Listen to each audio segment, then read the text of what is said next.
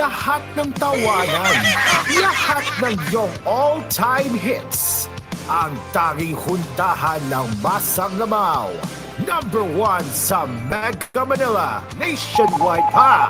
Broadcasting from TGON, TVH Group of Networks. Dito lang sa inyong iisang himpilan. Cool FM. You are listening to Cool FM. Live from Cool Studios. This is koolNews at 4.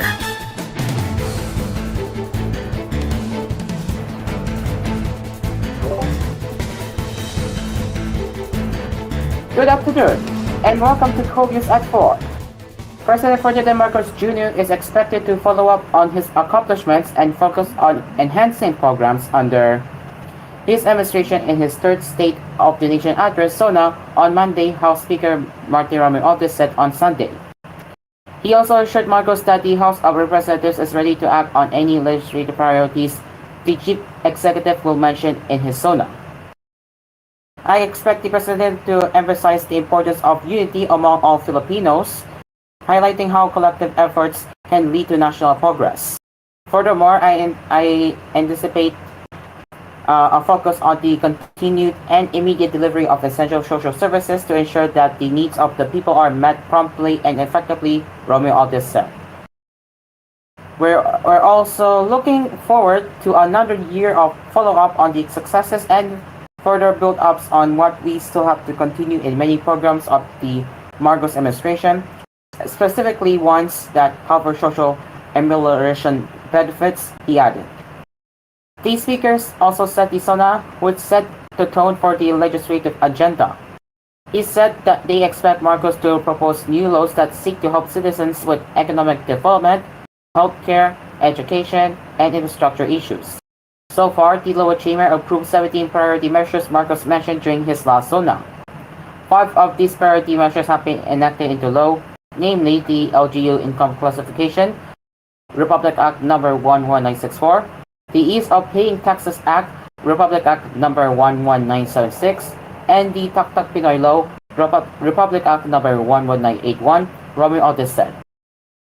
2 other important measures, the new Government Procurement Reform Act and the Anti-Financial Account Scamming Act, were signed into law by the President Saturday morning, he added. Earlier, Romualdez committed to prioritize the approval of the 6.352 trillion pesos 2025 national budget and the remaining legislative, executive development and advisory council priority bills.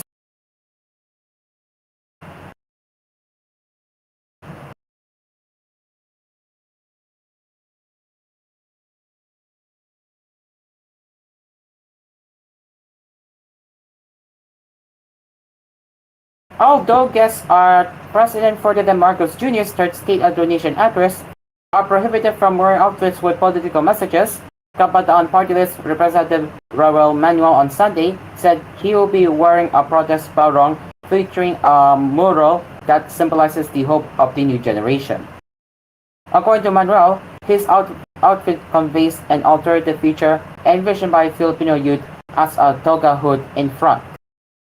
This symbolizes the hope of the new generation to graduate from the social ills, dragging the country to further crisis and even outright war, he said. He added that at the back side of the barong, there is a drawing of a fist symbolizing the unity of the youth to break free and fight back against the primordial danger of war and aggression imposed by United States provocations called ego against its rival China Dragon. The lawmaker explained the image envisions an alternative future, which he said would be achieved by young workers and peasants, the empowered majority, taking action in laying down a landscape of progress, radiating from the sun with a baby in letter in the middle.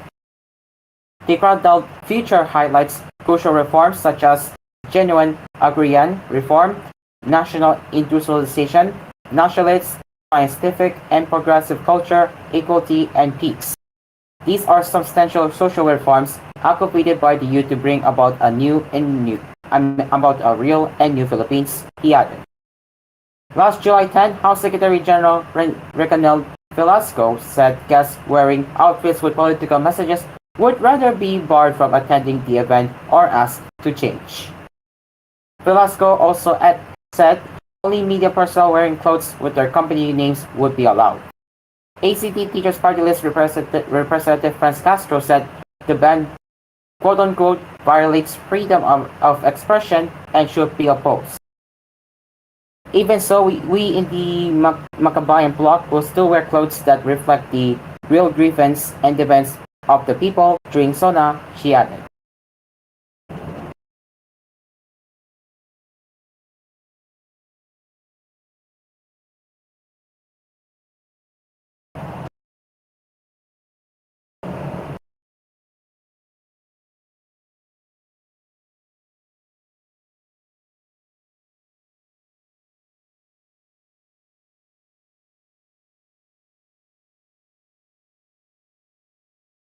Now for the West Philippine Sea coverage, Manila's resupply missions to troops on an atoll in the West Philippine Sea will remain purely Philippine operations, the National Security Council said Sunday after Washington vowed to do what is necessary to support them. The Ayungin Sagatama Shoal, which hosts a tiny Philippine garrison stationed on a deliberately beached old warship, has been a focus of escalating confrontations between Chinese and Philippine ships in recent months as Beijing steps up efforts to push its claims to the South China Sea.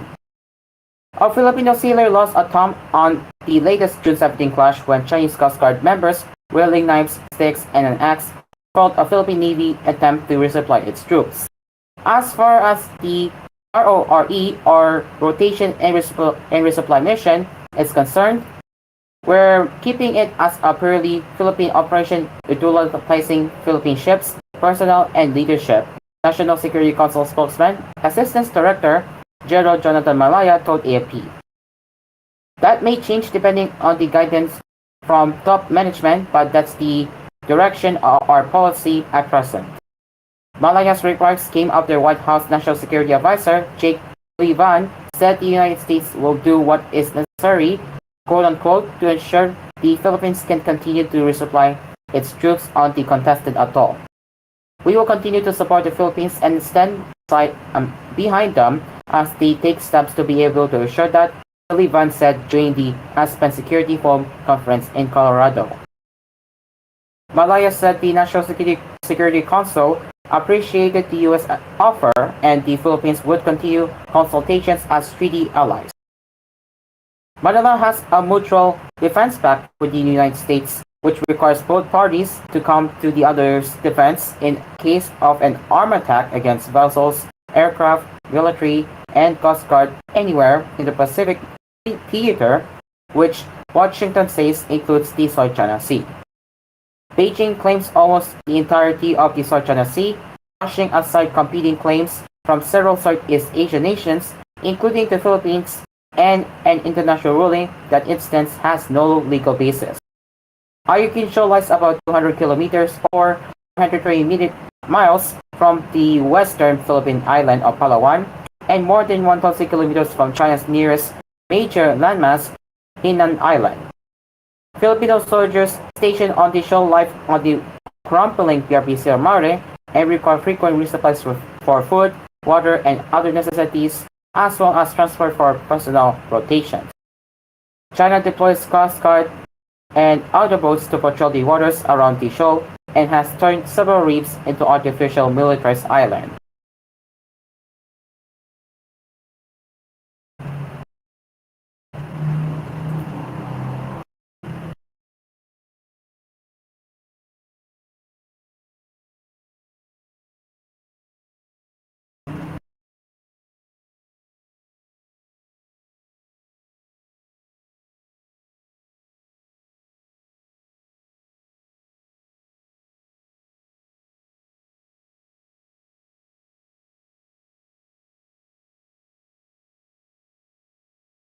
A search and retrieval operation continues on Sunday, July 21, for a Philippine Merchant Marine Academy (PMMA) cadet who has gone missing after swimming on a beach in San Darcico town. PMMA confirmed in a statement on Sunday that that Egi Pegoro is missing and presumed to have drowned while swimming at La Paz Beach. He was with his four cohort class cadets during their official shore leave around 3 p.m. on Friday, July 19. As soon as the local authorities were notified of the incident, a search and rescue operation was immediately launched. The Academy's statement reads: PMMA tactical officers, cadet volunteers, Philippine Coast Guard personnel, Provisional Disaster Risk Reduction Management Office, PDRRMO, local lifeguards and servers have been tirelessly searching for Mid-End for CL Pegoro since learning of the incident, it noted. PMMA also said on the night of the incident, its leadership has convened an emergency conference with the tactical unit, the duty officers, and other personnel to discuss the situation, coordinate ongoing efforts, and watch out for any development. On Saturday morning, the search and retrieval operation resumed along the coast of San Narciso with additional support from PMMA cadets and officers. The Academy has informed Pegoro's family of the situation.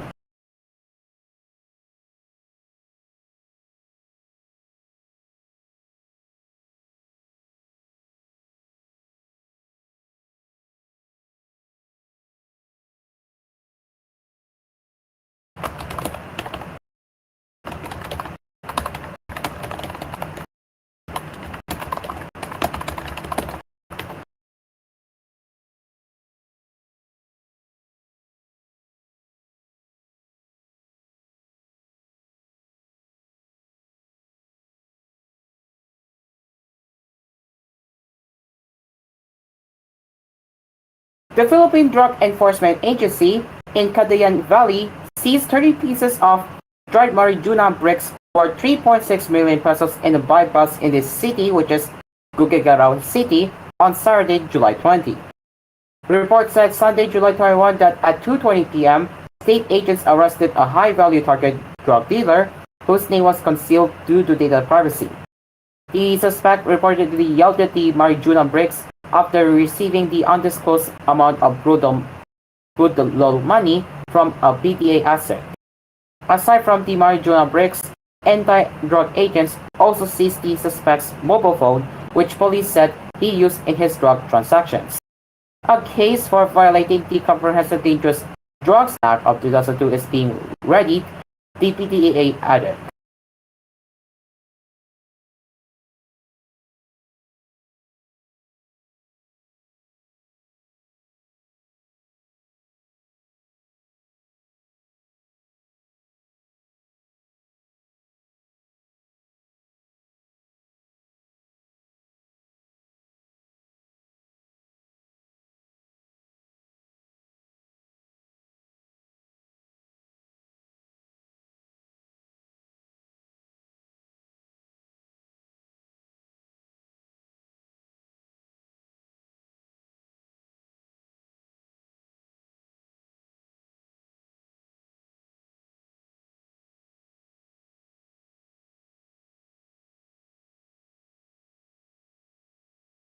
And now for the international headlines. North Korea has resumed sending balloons carrying trash across the border into the resort, Seoul's military said Sunday, in apparent response to the resort restarting loudspeaker propaganda broadcasts.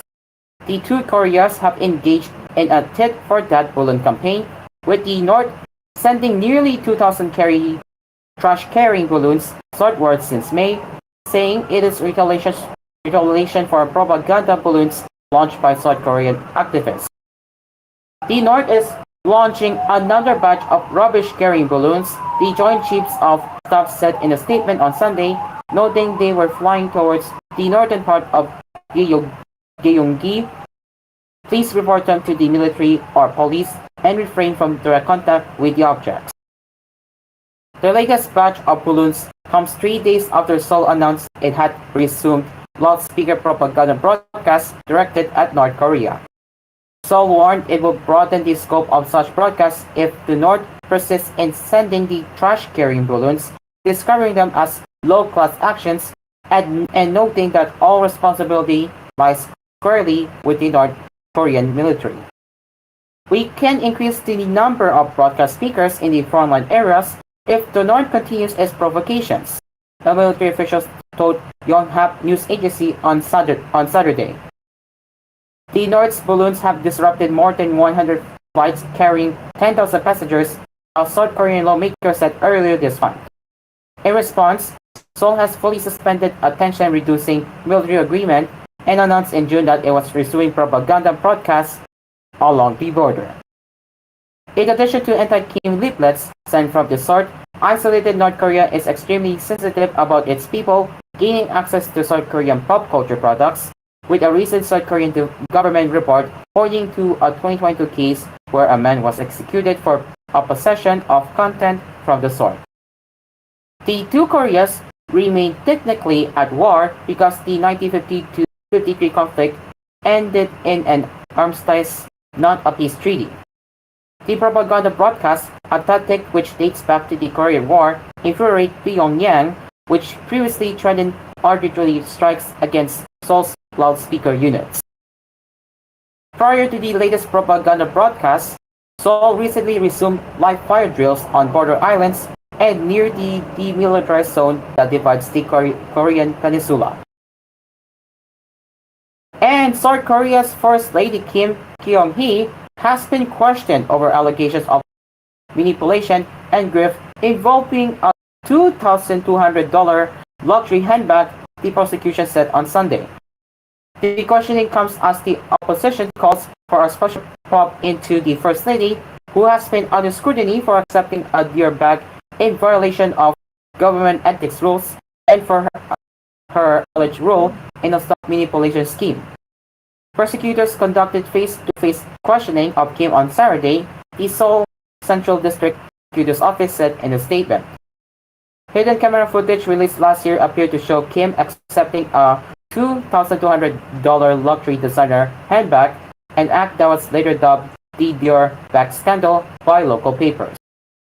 The scandal hit President Yoon Suk-yeol's already low approval ratings, contributing to a stinking defeat for his party in general elections in April, as it failed to win back a parliamentary majority. Such a gift would violate South Korean law, which bans public officials and their spouses from accepting anything worth more than $750. Kim's aide told investigators earlier this month that the First Lady told her to return the bag on the same day she had received it. She had forgotten to, according to Yonhap news agency. In his first remarks on the bag scandal in February, Young dismissed it as a political scheme and said his wife had accepted the bag only because it was difficult for her to refuse it. But he later apologized in a rare press conference in May, describing his wife's acceptance of the bag as unwise. It is not the first time Kim has faced public scrutiny. During Young's presidential campaign, she was forced to apologize for falsified credentials. It is now 80 minutes after 4, and we will be right back right here on koolNews at 4.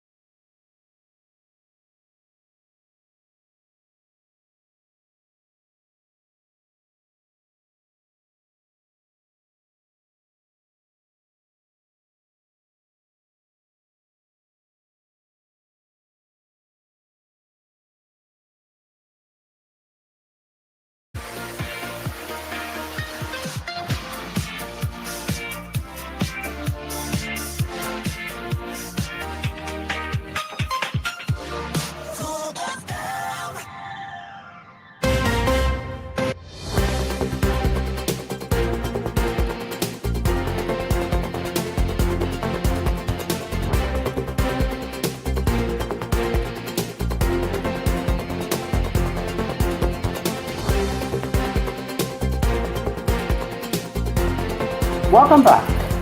Agents of the Philippine Drug Enforcement Agency (PDEA) and local police arrested a 24-year-old Chinese who allegedly yielded some 3,400,000 pesos worth of shabu in a bypass operation in Cuayan village here before drowned on Sunday, July 21. In a statement sent to the media, the PDEA Central Luzon identified the suspect as Lin Chen, a resident of San Green Plains in Cuayan village. At around 3 a.m., joint operators from PDEA Pampanga and the local police conducted a sting operation against the suspect. He was arrested while on board a BMW car after he sold shabu to an undercover agent. Allegedly confiscated from him were a brown paper bag containing a resealable plastic bag filled with the shabu. The bundles of 1,000 peso bills and budlo play money used in the bypass operation were also recovered. The PDEA Central Luzon said the Chinese has been staying in the Philippines since 2020, renting an apartment in Angeles City. Charges for violating the Comprehensive Dangerous Drugs Act of 2002 will be filed against the suspect.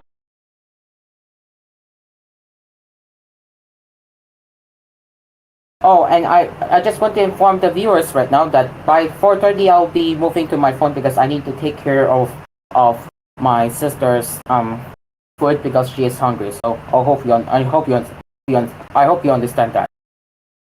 Okay, let's continue.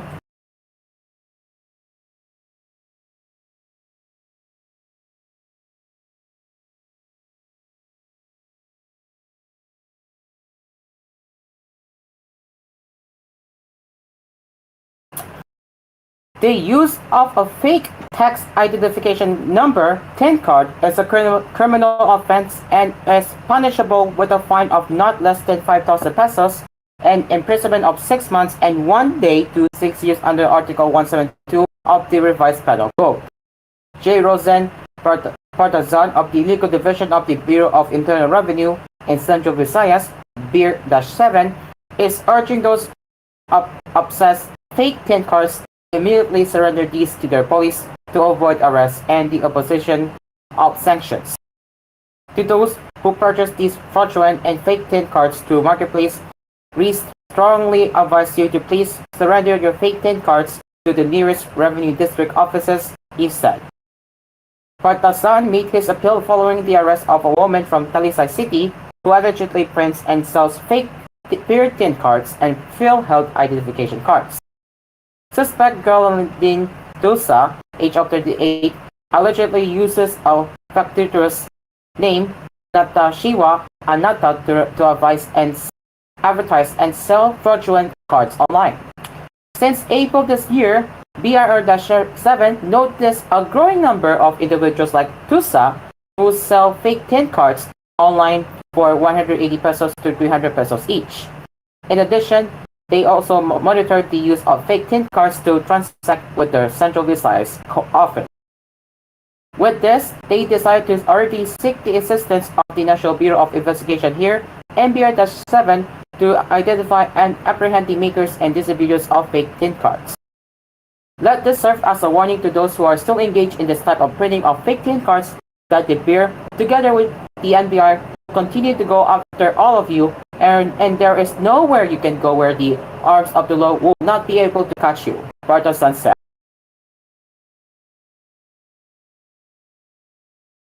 Partazan said that while a fake tin card may look exactly the same as the ones they produce, these do not have QR codes that generate information about the owner of the card. He said that the best way to test the authenticity of the tin card is to scan its QR code. Partazan said the QR code is the only security feature they have on their tin cards for now, but they will be discussing other possible security features they can add on the cards. Okay, I'll be moving to my phone now as I need to go prepare the food. We are back. We're not going to commercial break. I'm just going to move to my phone real quick.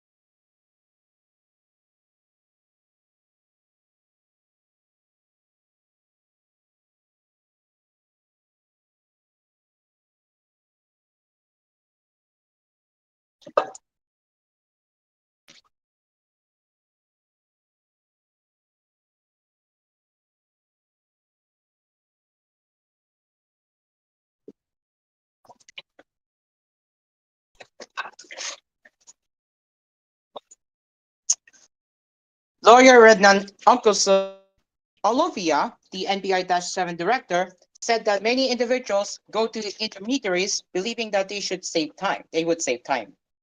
There is a perception that if you go to the government agency, it will take time to transact. It's the other way around. If you go to the particular government agency, there is a help desk where you can ask for help. Under the law, there is a help desk in every government agency, he said. Balita-san said that applicants may receive their TIN card within the day for as long as they comply with all the documentary requirements. The processing of documents, he said, will also vary based on the number of clients that they cater on a daily basis. And the best part is that the application of a TIN card with the BIR is free of charge.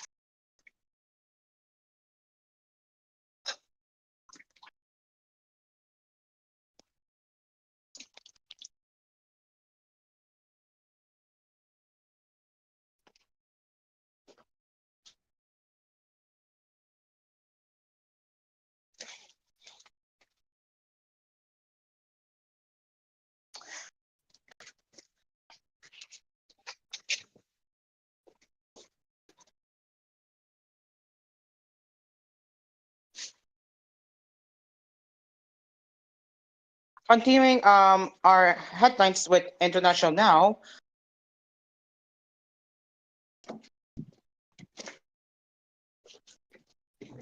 a 6.2 magnitude earthquake struck Guatemala on Saturday, the United States Geological Survey said, with the tremor also felt in El Salvador and Nicaragua.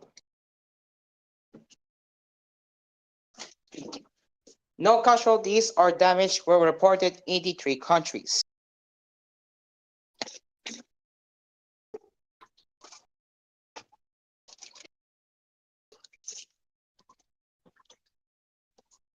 The tremor hit at 8:53 p.m. with its epicenter 8 kilometers or 5 miles northeast of Jalapa City at the depth of 265.5 kilometers, according to the USGS. The Seismological Institute in El Salvador recorded the quake at a magnitude of 5.9, while that of Nicaragua registered it at 5.2 magnitude. Civil protection authorities of the three Central American countries reported no casualties or damage to infrastructure. Central America is on the so-called Pacific Ring of Fire, a vast area of intense tectonic activity that runs along the west coast of the Americas and across the Pacific Basin.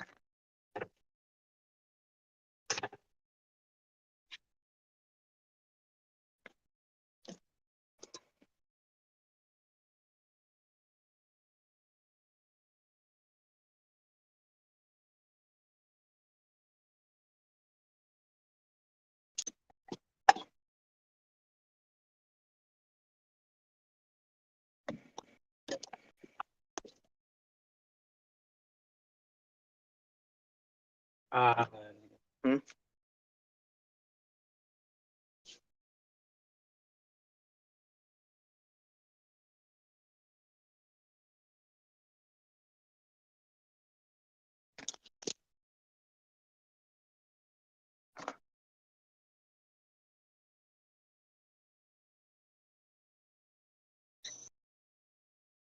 A Greek border guard was hurt Saturday after being shot from the Turkish side of the frontier, Greek police said.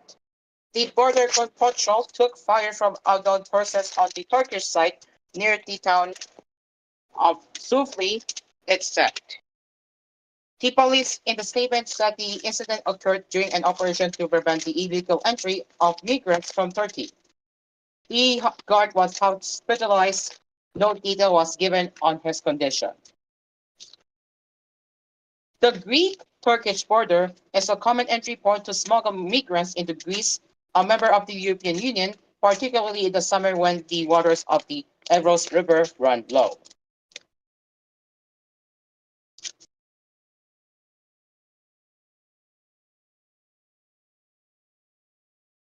In 2020, Ankara was seen by Athens to have encouraged thousands of migrants to attempt to cross the frontier into Greece, causing days of clashes with border guards.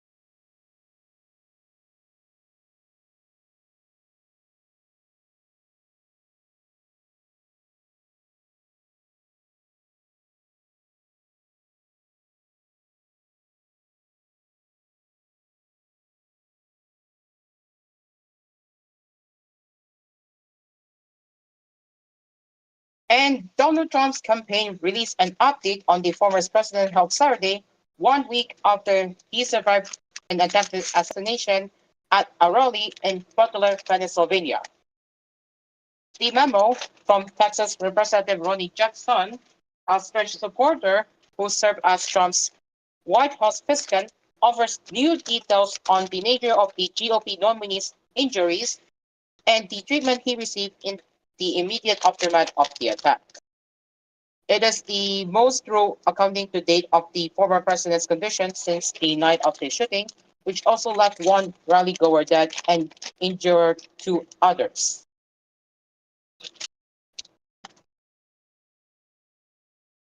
According to Jackson, Trump sustained a gunshot wound to the right ear that came less than a quarter of an inch from entering his head and struck the top of his right ear. The bullet track, he said, produced a 2 centimeter wide wound that extended down to the cartilaginous surface of the ear. There was initially significant bleeding, followed by marked swelling of the entire upper ear. While the swelling has resolved and the wound is beginning to granulate and heal properly, he said Trump is still experiencing intermittent bleeding, requiring the dressing that was on display at last week's Republican National Convention. Given the broad and blunt nature of the wound itself, no sutures were required, Jackson wrote. Trump was initially treated by medical staff at Butler Memorial Hospital. According to Jackson, doctors provided a thorough evaluation for additional injuries that included a CT of his head. Trump, he said, will have further evaluations, including a comprehensive hearing exam as needed. He will follow up with his primary care physician as directed by the doctors that initially evaluated him, he wrote. In summary, former President Trump is doing well, and he is recovering as expected from the gunshot wound sustained last Saturday afternoon, he added. Jackson said in the letter that as Trump's former doctor, he was worried and troubled to Bedminster New Jersey, where Trump had flown late Saturday after he returned from Pennsylvania to personally check on him and offer my assistance in any way possible. He said he has been with Trump since that time, evaluating and treating his wound daily, and would remain with Trump through the weekend, including traveling to Michigan, where Trump held his first rally since the shooting, joined by his new running mate, Ohio Senator J.D. Vance. At Saturday's rally, the white goose on Trump's ear was replaced by a skin color bandage.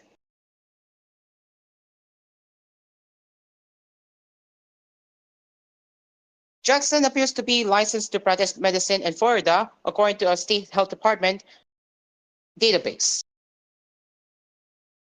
Records from the American Board of Emergency Medicine also show that Jackson has a certification in emergency medicine valid through the end of 2025. A spokesperson for the congressman did not immediately provide a response when asked about the status of his license, and Trump's campaign did not immediately respond to questions. Jackson has come under considerable scrutiny after after administering a fiscal to Trump in 2018. He drew headlines for extolling the then president's incredibly good genetics and suggesting that if he had a healthier diet over the last 20 years, he might live to be 200 years old. In 2001, the Department of Defense Inspector General released a scorching report on his conduct as a top White House physician that found Jackson had made sexual and degrading comments about a famous subordinate, violated the policy on drinking alcohol on the presidential trip, and took prescription strength sleeping medication that prompted worries from his colleagues about his ability to provide proper medical care.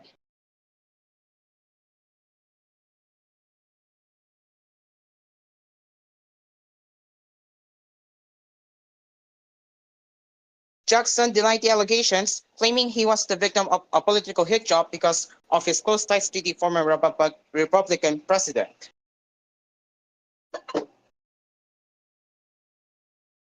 Last year, Trump's campaign released a letter on President Joe Biden's 81st birthday from Dr. Bruce A. Arnold, a New Jersey physician who said he had been the former president's doctor since 2021.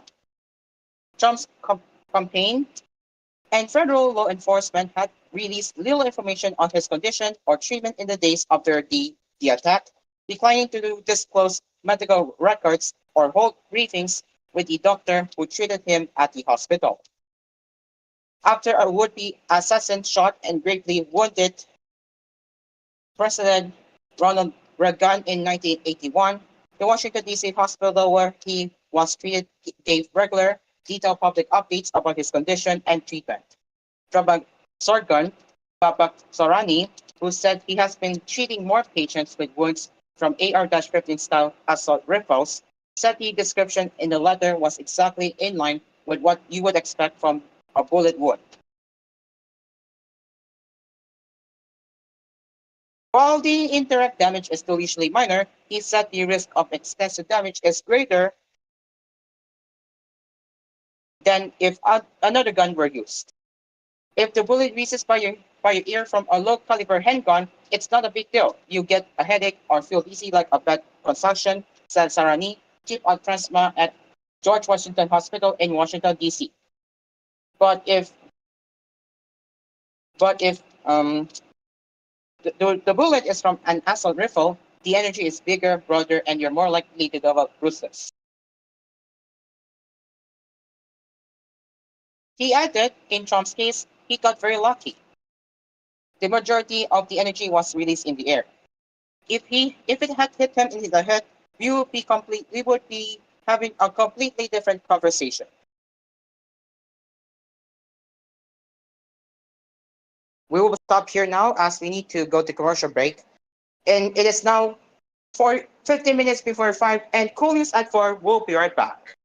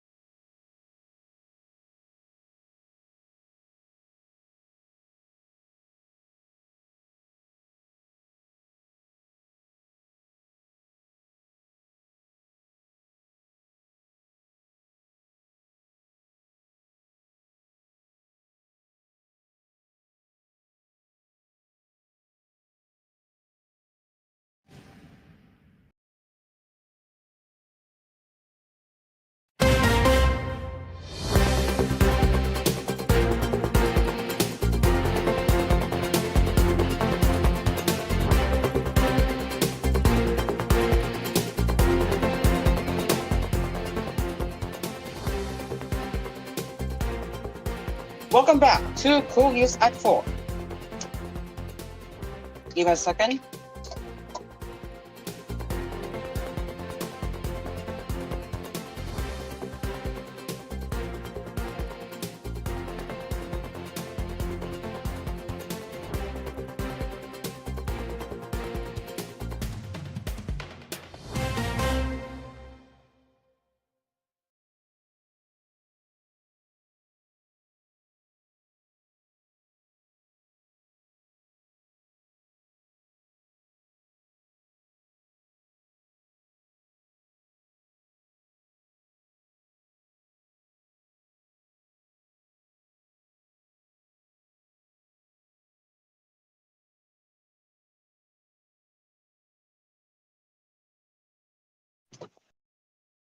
I'm done here for now.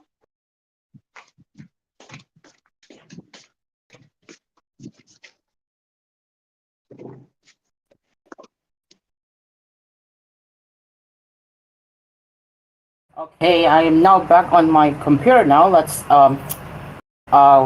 get into entertainment now.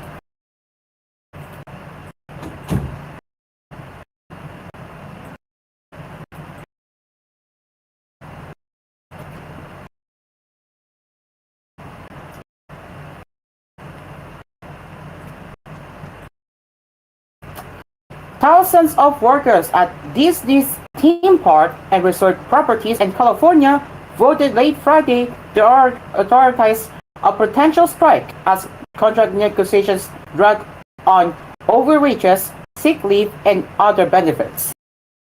The strike authorization was approved by an overwhelming margin, nearly 99% of the members who cast votes, according to a union statement.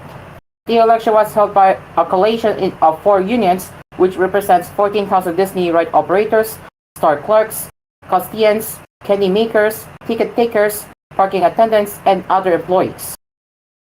The vote does not mean a strike will happen, only that union leaders now have the option to call a strike in the event that they are unable to negotiate a new contract deal with Disney. Leaders from both sides return to the bargaining table starting Monday. We greatly appreciate the important roles of our cast member play in creating memorable experience for our guests, and we remain committed to reaching an agreement that focuses on what matters most to them, while positioning Disneyland Resort for growth and job creation, the company said in a statement. Elizabeth Gonzalez, a day custodial cast member at Disney California Adventure, said in the union statement that she knows colleagues who work 2 and even 3 jobs or live in the car to make ends meet. I am worried as a future mom for the family I am creating right now, she said. Disney can call themselves a family-friendly company while so many cast members and their families are struggling. Union members have been in talks with Disney over wage increases, safety measures, attendance policies, and other benefits since April.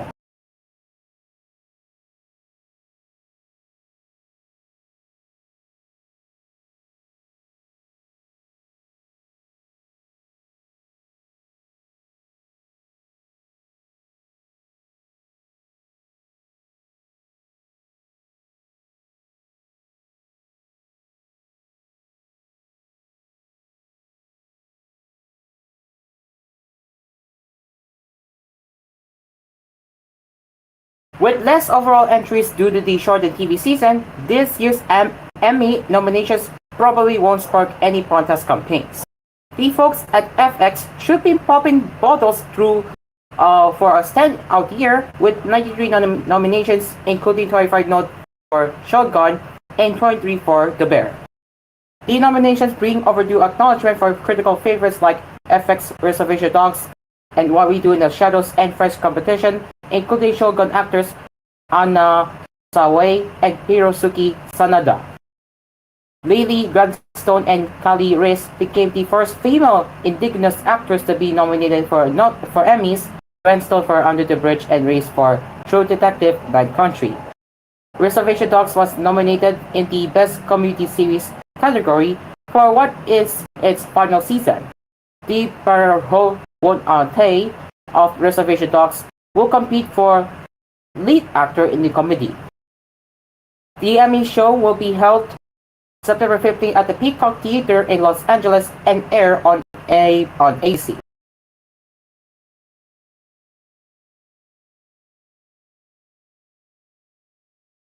This year, HBO didn't have Succession or The White Lotus to bolster its Emmy nominations count, giving Netflix and FX an edge. Netflix leads with 107 nominations for programs including Baby Rinder and Ripley. FX comes in second, thanks in part to the continued roar of The Bear and newcomer Shogun. HBO has 91 nominations. Even without that, Apple TV Plus also did well with 70 nods, including for The Morning Show and Slow Horses.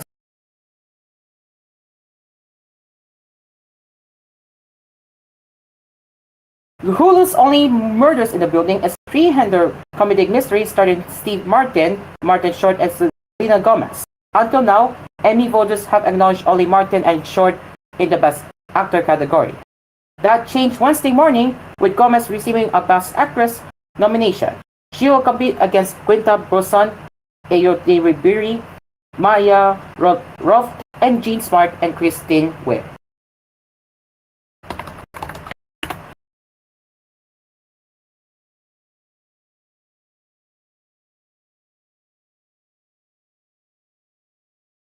And the rest, The Morning Show has earned its first Emmy nomination for Outstanding Drama, and Emma Stone did not get nominated for Showtime's The Curse. So and 2 of 3 Queen Elizabeth get a nomination, with Claire Foy and Olivia Colman.